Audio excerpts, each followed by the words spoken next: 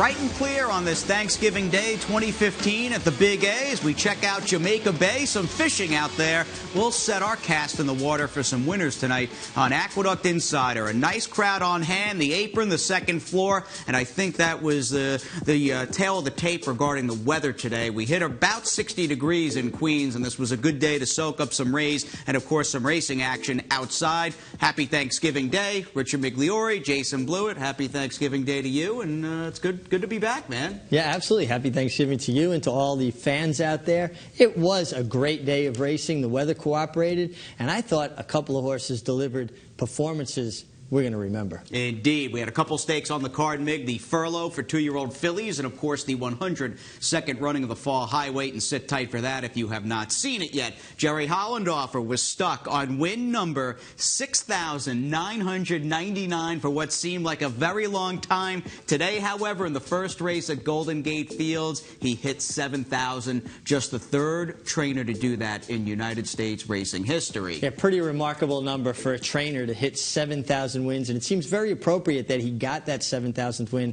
at Golden Gate Fields because a lot of his early success particularly was in Northern California, and he has a huge fan base there, although he's built a pretty big fan base around the country now. A terrific trainer, a guy who knows where horses should run. Difficult guy to ride for, though, I know from firsthand experience. And 69 years old, he's really evolved into a titan. Obviously has Songbird, the unbeaten winner of the Breeders' Cup Juvenile Fillies, and will likely be a unanimous 2-year-old filly champion. And congratulations to Jerry Hollendorfer, no longer just a big fish in a very small pond in Northern California. And let's get you out to the action at Churchill Downs. They were running all over the simulcast calendar today on Thanksgiving Day. Race number 10, the River City on the turf. We'll get out for the stretch run. Our good buddy Travis Stone has got the call as they round the quarter pole. The turn is racing fourth toward the inside. Less than 2 furlongs to go. They're in the straight, and Heart to Heart is still in front. Heart to Heart driving on a 2-length lead. Thatcher Street is grinding away, but is still second. Farther back, it's Dak Messi and Perfect Title, 16th to go. Heart to Heart still clear by 2. Thatcher Street continues to chase, will not catch Heart to Heart, who goes coast to coast in the River City. Over Thatcher Street, Perfect Title, and Dak. Right at home on that Churchill Downs turf course for trainer Brian Lynch, Heart to Heart, and I guess the chalk players all over that lone speed there at 8-5. And Julian Leperoux on the turf, Churchill Downs. He seems to ride his best in Kentucky. Heart to Heart was nothing but heart. In the the River City. The River City. They've got the Fall City. As we tape this show, 12 minutes to race number 11, and not to fast forward a weekend as we start at Holiday Fest. We don't want to rush things. We will have the Fall City and the River City for you on the National Racing Report Monday and Tuesday, and we'll see if that sets up Brian Lynch for a big run with Private Zone here Saturday in the Cigar Mile. But we've got to run right into the Thursday action on a clear day in which we were fast and firm. The inaugural running of the furlough is up first. We've got 2-year-old fillies in race number 3, just the field of 4, high on quality with the odds-on favorite Constellation. And here is track announcer John Abrial. Constellation and Tonassa go out for the lead. Tonassa pokes ahead in front. Constellation on the outside and second by a length. Wave of Glory is down at the rail. Summer Reading will be the early trailer in fourth. They head up the backstretch, and Tonassa now gets clear. Tonassa in front, length and a half. Wave of Glory on the inside of Constellation. Those two heads apart. And Summer Reading is fourth. As they head into the far turn through an opening quarter in 22 2/5 seconds.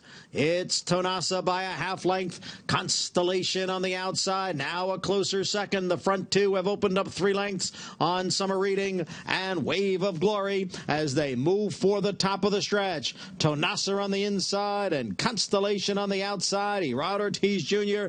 taking a peek back on Constellation, and she's now in front by 2. Tonassa runs in second. Then it's Wave of Glory and Summer Reading. Constellation, the big favorite, has opened up in the stretch. It's Constellation by more than 5. Tonassa in second. It will be Constellation, a convincing winner of the Furlough Stakes. Tonassa was second, then Wave of Glory and Summer Reading. Very sharp effort out of Constellation, who was able to draw outside Tonassa after running so well from a tough inside post last time in the Matron. I think it made all the difference, too. Constellation was not under the gun at all. She has speed, but he didn't have to force her into the race, allow her to get into the race the proper way. Irad Ortiz, so confident. And Constellation, to me, is right now just a cut below the very best, but I think she has an opportunity to step up. So maybe we can say Constellation is a potential star? Could be a potential star. I like that very much. Will she go long? Will she go short? Time will tell, but I do know we've got the MIG alongside assistant trainer Toby Sheets. I'm with Toby Sheets, a longtime assistant to trainer Steve Asmussen. And Toby, you had to be pretty happy when Constellation drew the outside. It gave her some options, didn't it? Yeah, it let us kind of see how everything played out. It helped her a little bit, I think, but she's really nice. I mean, I don't think it would have mattered today where we drew. But it is nice to have that option. She's fast, but she's not speed crazy. No. She settled nicely today, Irad said. She was a little keen in first race back off at Belmont. But, yeah, she settled really nice and just did everything very, very professionally. Where do you think you go with her from here? We're just going to enjoy today, and we'll make a plan later. Well, I see you wore a really nice suit. You look extra sharp today. I guess you kind of knew you had a win. I was hoping for a win. Well done, and happy Thanksgiving. Great. Thank you. You too. Yeah, Toby looks good. I like the gray suit. Yeah, had his hair all styled neat and nice, and it all worked out. I guess you could be pretty confident leading a filly like Constellation over. You know, and Toby's such a good horseman, and he's an assistant trainer to Steve Asmussen, but in a lot of respects, he is the trainer of these New York-based horses because he's with them every single day, and he just does a tremendous job. So congratulations to him and the whole Asmussen team. Yeah, and I like seeing L&J Foxwoods get some bang for their buck. I mean, they have literally spent millions of dollars to build up a potential broodmare band, and Constellation for $800,000 may be worth every penny and then some. As we go to the 102nd running of the Fall Highway, your traditional Thanksgiving Day feature at the Big A field of 7, 2 horses dropping out of the Breeders' Cup, a filly. We had the last 2 winners of the Fall Highway. Many, many layers as we go back to Johnny I. In the Fall Highway Handicap, and Green Grotto and La Verdad go out for the early lead with Captain Sirius down on the rail, moving up to join the front runners, 3 of them across the track. Then it's Palace who's racing in 4th. Fabulous Kid is alongside in 5th. Pulling G's runs in 6th, and Saludos Amigos is the early trailer in 7th. Green Grotto has the lead here. It's Green Grotto in front now by 2.5 lengths. The quarter went in 22 and 1/5 seconds as they move around the far turn. Captain Sirius and La Verdad right together 2nd and 3rd, with Fabulous Kid next in 4th. Palace is down at the rail. Then it's Pulling G's and Saludos Amigos still the trailer as the field comes for the quarter pole, and it's Green Grotto, the one to catch. Ran a half in 44 and 3/5 seconds. Green Grotto by 2. Then Captain Sirius, La Verdad, Fabulous Kid out in the middle of the track. Palace is now coming on down towards the rail, and Saludos Amigos along with Pulling G's. They're coming down for the finish. It's Green Grotto, and it's Palace, and it's Fabulous Kid. Green Grotto and Palace. Green Grotto held on. Green Grotto by a head over a Palace and a thrilling addition. Kendrick Carmouche, an aggressive ride early. There was some talk of the rail being the place to be. Well, Kendrick sees the opportunity, and Green Grotto, who once upon a time was 2nd in the Grade 1 Carter at 50-1, gets a well-deserved and overdue stakes win in the Fall Highway. I love Green Grotto. He shows up every time. I mean, he was just seen a week ago here losing by a nose. Well, now he gets his nose down on the wire first. And that rail being good, I think, bears out with the run from Palace, who stayed on the rail every step of the way until he had to come out around Green Grotto. But Green Grotto, you know what? Congratulations to him. Here's a horse that if any horse deserved a graded stakes win, he did. Cheaper maiden claimer in his former years. He is now a stakes winner, a 5-year-old New Jersey bred by Here Zealous. A good horse can come from anywhere, as the MIG says. And here is Richie alongside winning trainer Gaston Grant. Well, not only do you get your first winner as a trainer, it's in a stake race. Can you describe how this feels? I mean, it's hard work, and it's very emotional, you know. I had this horse since he's a baby, and he just kept trying. I have a lot of people to thank, you know, my wife, Audrey, Tony, my brother, and, you know, Casimirs. He did a great job breeding this horse, of course. But I knew all along he was the kind of horse to win a graded race because he showed it in the morning. It's just a matter of putting it together in the afternoon. And he's just one tough guy. He's just not. There's no quitting him, you know. I really can't say much about it other than thank God for this opportunity. You know, there's not more I can say. You know, I'm here, and I've been with him since he's a yearling. I bought him, and he's just one tough guy. Well, he is tough. Now, he ran a week ago. Were you concerned with just coming in 1 week? No, actually, when we got to the barn the next day, he was like he didn't lift a hoof, you know, and we was like, what's the matter with him, you know? So they have a way in the barn of saying, you know, behave yourself because, you know, he might put you in a race again, you know. So, and he was acting good, and we put him on the track, and he was training awesome. I mean, he went out like he didn't even break a sweat, you know. So we figure we'll give him a shot in here, you know. That's the best I could do. We was trying to go to the cigar mile, but when we hear of that horse coming there, it's like, you know, better try our luck here because he's 3/4. He's really tough, you know. Well, congratulations. Where do you think you might go next with him? I'm gonna give him a deserving break because he's been running all year long, you know, without a break. Sometimes 3 times for the month. So actually, we're gonna really just give him a little breather and see where he takes us. He's the one who tells us where we're going with him, anyways, you know. So with that, we're gonna just give him a break and see where we go after that because he deserves a break after this. Well, congratulations and have a wonderful Thanksgiving. Thanks. You too and the family, man. Appreciate it. All right, we like Aston Grant. A Thanksgiving Day first. His first ever win as a trader, and he gets it in the Grade 3 quarter-of-a-mil fall highweight with the horse in start number 15 in 2015 is just as tough and hickory as they come. In an era when 10 races is a horse's career, 15 in 1 year, and you know what? It was a lot of fun to see the celebration and the emotion involved with these guys. They obviously are in love with this horse. This horse has been good to them, and it was fun to see them enjoy that moment. This is what the game can do for you. We've got to take a little time out, though. Plenty more Aqueduct Insider coming your way. And on the other side of this break, we may have the toughest 3-and-up maiden race of the year in the Big Apple as Private Zone sets his sights on a 3rd Cigar Mile.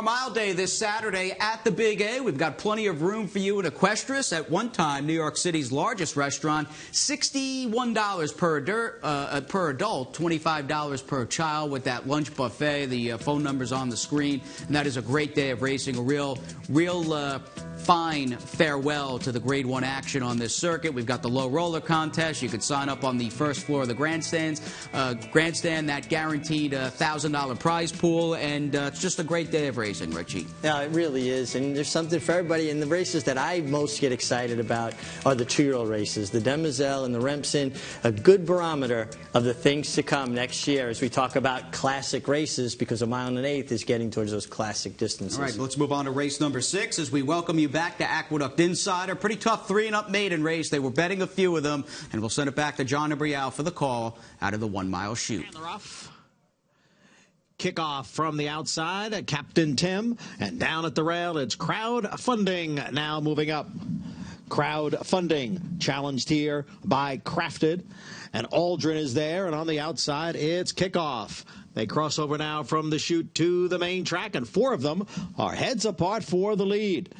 It's Crafted and Kickoff and Crowdfunding and Aldrin all right together. Just in behind is Bankers Holiday and Captain Tim in a break of 3 to Mushin, who trails the field in 7th. The quarter went in 23-1. Crowdfunding and Crafted, they are right together with Kickoff just off them on the outside in 3rd. Now Captain Tim advances into 4th. Bankers Holiday down at the rail 5th. Aldrin is 6th, and Mushin is the trailer, and the half was running 46-2 as they round the far turn.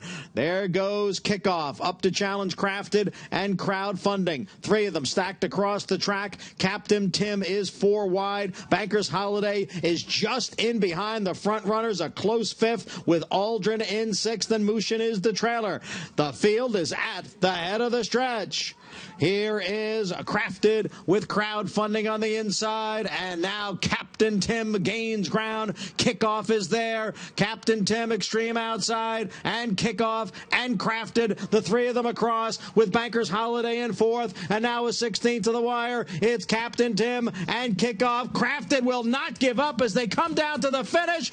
It's a photo finish between Crafted and Captain Tim.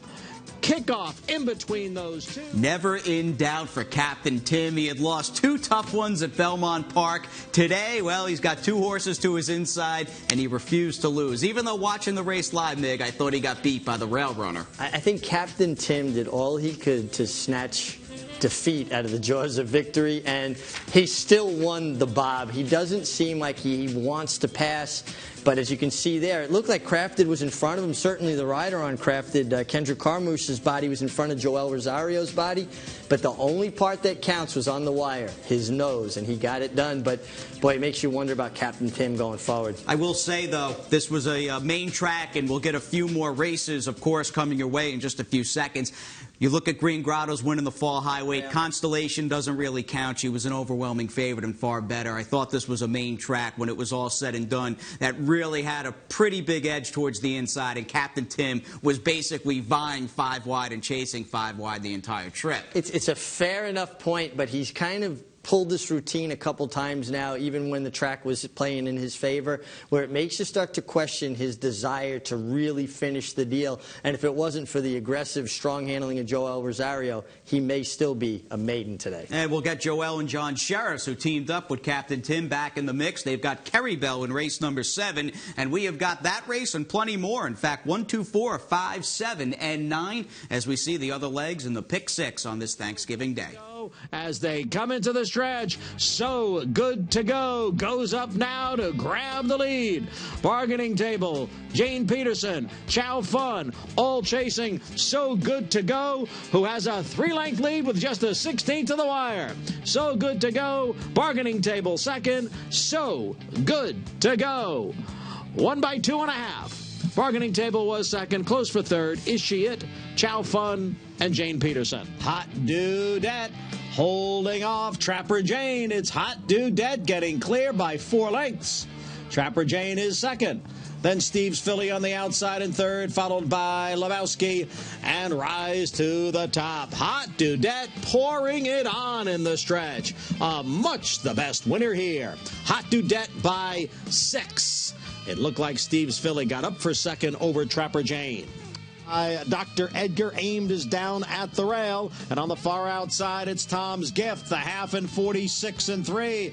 Get Up, Stay Up, and Tabadol. Tabadol on the inside. Get Up, Stay Up. Biavian on the extreme outside. It's Tom's Gift. Dr. Edgar down towards the rail inside the 16th pole. It's Tabadol in front as they come down for the finish, and Tabadol has won it. Biavian up for second, then Get Up, Stay Up, Tom's Gift, and Aimed. They're in third, 3 more to OK by Me in fourth, and Weekend Hottie is fifth. The field is in the stretch now, and it's Pleasure Cruise with the lead. Pleasure Cruise is in front, just enough laughter. On the far outside is Weekend Hottie. Down towards the rail is OK by Me. Sugar Mags putting in a big late run on the outside. Here comes Sugar Mags to get it. Sugar Mags gives Rod Ortiz Jr. his 3rd win of the day. Comes from way out of it to win it.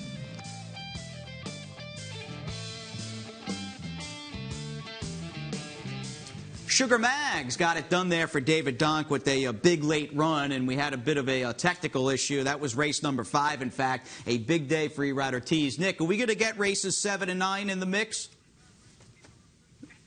All right, Cappy's Binocs. We're going to go right to a second look. Let's go right into a second look, and we'll get back to race number 1, 11:50 a.m. They sprung the gate, and David Jacobson got his birthday win and birthday day present out of the way early. Well, yeah, I learned from David in the paddock that I wished him a happy Thanksgiving, and he said, hey, it's also my birthday, so happy birthday to David Jacobson, and So Good to Go. Well, she was good to go. Kicked off Rod Ortiz's day the right way. and the first of his 4 winners on the card. And Dave Grenning, who's worth a follow on Twitter, if you haven't done so already, tweeted out this was Erad's 4th 4-day win since October 1st, and that'll take us into the rider standings here with another Thursday afternoon. Thanksgiving Day down in Erad Ortiz, as has been the case pretty much meet after meet, sits number 1 in the standings, 8 victories in front of John Velasquez, and a number of the younger riders won races today, like Manny Franco, Eric Concel. Erad had his 4th bagger,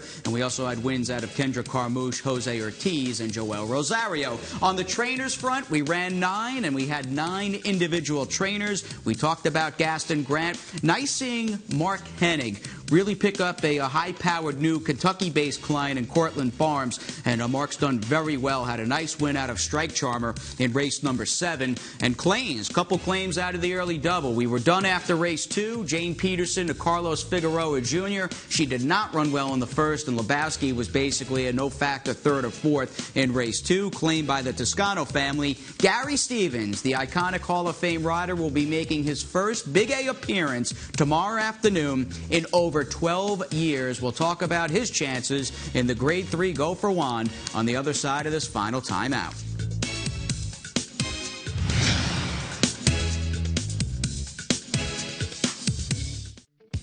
It gets dark around 4:30 p.m., where it's just that time of the year. And with that in mind, well, we're starting the next couple of cards early here at the Big A. In fact, a half hour earlier than usual, 11:50 a.m., that first post. Friday and Saturday, Talking Horses will be on the air at 10:45, and admission gates open up at 10:30 a.m. We are charging down the stretch on this Thanksgiving Day Aqueduct Insider with Jason in the MiG. And how about 2 stakes on your Black Friday card? Getting to the King Swan, race number 3. Here is Mo for the money off his win first time out. And where have we seen this before? An Uncle Mo 2-year-old getting the job done. This was a workmanlike, kind of resolute effort, I thought. Got a decent buyer figure, 75. Looks like he's trained well out of that race. And maybe it was one of those things where he was never letting this horse get by him. I think he's going to have to step it up, though, to handle the next horse we're going to look at. And isn't that the irony in this race, as Mike Rapoli has got the main danger to the colt by Uncle Mo as we look at the New York bred Spooked Out. Yeah, Spooked Out, well, he kind of freaked out in this spot. 84 buyer, drew away, ran through the wire, too. Watch Jason as he runs through the finish. His legs are still under him, and I think he's going to take a lot of beating. But I'm sure if anybody's going to beat him, Mike Rapoli be okay with Mo for the money. No kidding. Now, Salazar was fairly professional, may have beaten a subpar field or an average run-of-the-mill field, but was pretty good for Keir McLaughlin first time out upstate. Yeah, and then he, jumped into pretty deep water with the hopeful. Grade 1, was 4th, beating 11 lengths there. Didn't run any good on the turf in the Bourbon, but, put a line through that race. It was a different surface. I think he's getting back to what he genuinely wants to do, and that's sprinting on the dirt. I think you'll see the best of Salazar tomorrow, but is his best good enough to handle the likes of Spooked Out and Mo for the money? All right, that's the King Swan, race number 3, a major part, of course, in that Friday pick 5. That begins at 11:50 a.m. And much later in the day, race number 8, in fact, is the featured Go for Juan, named for that great Hall of Fame champion. And Taris dropping out of a troubled trip. She's on the rail, sitting 3rd right now in the BC Filly Mare Sprint. Will stretch her speed to a mile beneath Gary Stevens. I think you could make the case that Taris possibly was even best here in the Breeders' Cup Filly Mare Sprint. It was compromised on the backside, had a steady, was never in a comfortable position, rallied to just miss catching La Verdad for 2nd. And I think with a clean trip, she should have been much tougher. I think going the mile, Jason, she will get a clean trip and be probably, if not on the lead, very close to the lead. And Breeders' Cup weekend, as they were running the series at Keeneland, we ran the Turn Back the Alarm at Belmont Park, and America got a stakes win in this one for Bobby Flay. Yeah, America was real good here. She took them gate to wire. I don't see her making the lead in this spot, but if she can be effective from off the pace, she did win the Affectionately a long time ago here, actually back in the first of the year by a nose, but she's going to have to show up with her A game. And a couple weeks after America won on the inner track in January, we had Willett, the popular New York bred, get it done in the Interborough. She'll be a big price. We don't knock big prices. I've always liked this mare. She'll have the inside post. I really like Willett. I know she's won at the distance. She's proficient here at Aqueduct. I don't like her going a mile. I just don't think her late run is as effective. I think she's a true one one-run sprinter when she catches a lot of pace, and I think she's catching some fillies here that are quality and maybe not set up that late run. But we do have Maggie mic'd up in living color and standing by with her Friday play. Happy Thanksgiving, everybody, as we will look at the turkey hangover card. That is Friday, Black Friday for all the ladies, but I'm sure some of the guys will be here at the track, although I hope my ladies are representing, as I have a paddock pick for you in the last race. It's a New York bred maiden special weight for 3 and up, going the mile on the turf. Have to savor every bit of turf racing that we have left, but a second time starting 4-year-old, albeit, is number 7 in here, Dream Doctor. And it was a huge price, as he almost upset the field at nearly 40-1 last time, but I liked him. I even gave him a mention pre-race. So I think getting a little more ground from the 6 to the mile will certainly aid this horse, as well as that race, getting the fitness as 2 under his belt. And I like the way that he closed first time out, so that just says to me that he should be sitting that kind of mid-pack trip that you like to have on this Aqueduct turf course. So it's all Dream Doctor for me for your Paddock Insider tomorrow. Jay, Mig, back to you guys. Happy Thanksgiving, Maggie. We like those forwardly placed horses on the Big A turf, and it remains to be seen as we start the 9-race card on Friday, Mig, again at 11:50 a.m. A, whether the main track is the same, and B, whether we get a couple big stakes efforts like the ones we got today with Green Grotto and Constellation. Moving to Saturday, though, the main event, the Grade 1 Cigar Mile, we've got 7 entered, 1 3-year-old in the form of marking for Sheikh Mohammed's Godolphin Blue, and he's unbeaten in a pair of starts, and I flash back to a horse you used to work for, Sheikh Mohammed, a Discreet Cat. Yeah, a horse just with an abundance of raw ability. You would go off an 8th and 12, felt like he was going an 8th and 15. You'd open a finger, he'd give you an 8th and 11. And if you ever smooched to him, he'd probably give you an 8th and 10. Raw talent, much like marking, raw talent, but he gets post 1 in his 3rd start, taking on Elders. It's a pretty tall order. 2006, nearly a decade ago, Garrett Gomez was in town. The chalk players were out in force, and Discreet Cat was an overwhelming favorite in the 2006 Cigar Mile. Here is Tom Durkin's call off the quarter pole as we wrap up the show and bid you good night. Quarter pole, Discreet Cat on the outside, and Silver Train at the rail. They've just run 3 quarters in 107 3. They're coming down to the final furlong. Discreet Cat on the outside, still a hand ride. Just a little nudge there from Garrett Gomez. They're in front by a half length. On the inside, Silver Train. On the outside, Badge of Silver third. They're coming down to the finish, and Discreet Cat with another dazzling performance. Undefeated Discreet Cat, and he stopped the timer in 1:32 2.